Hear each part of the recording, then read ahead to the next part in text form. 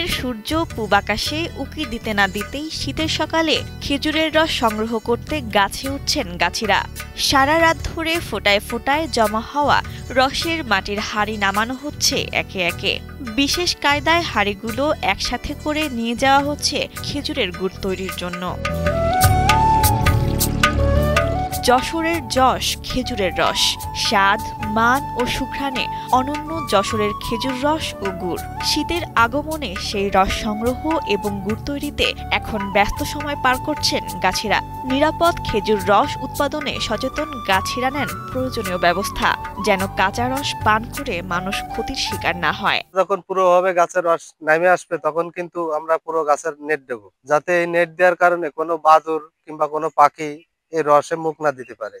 এই রসটা নিরাপদ থাকে, নিরাপদ থাকলে যে কোনো বাইরের লোকজনরা আসলে খালি যাতে কোনো সমস্যা না হয়। এখন বাদুড়ি রস খালি মনে করেন যে বিভিন্ন রোগ হয়, এই রোগটার থেকে মানুষ ভালো থাকতে পারে।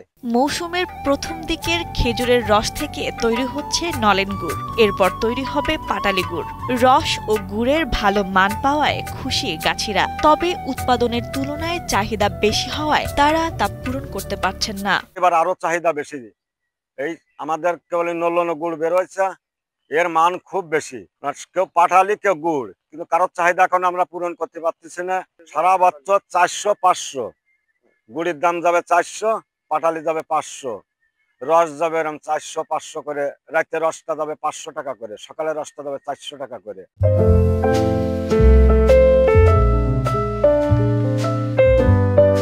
কৃষি বিভাগের তথ্য অনুযায়ী জেলায় প্রায় ৬,০০০ গাছে রয়েছেন। রস আহরণ উপযোগী গাছের সংখ্যা ৩,৭,১৩০টি। এসব গাছ থেকে ৩,৭১,০৩,০০০ লিটার রস ও ২,৭৪২ মেট্রিক টন গুড় উৎপাদনের লক্ষ্যমাত্রা নির্ধারণ করা হয়েছে।